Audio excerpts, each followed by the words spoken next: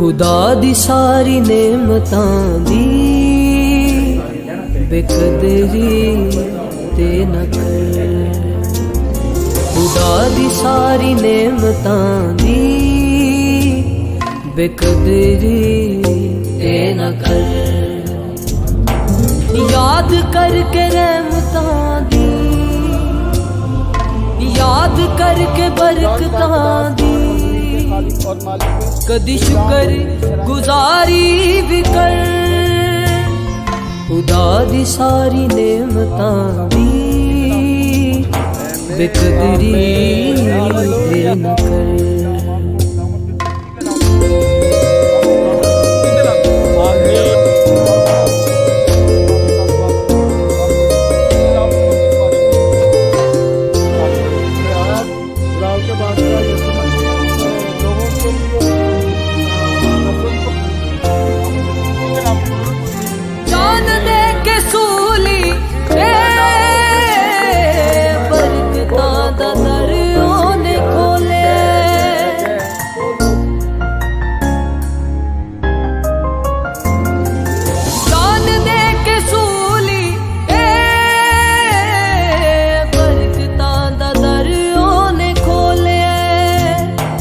मुफ्त पाके बरकतां अज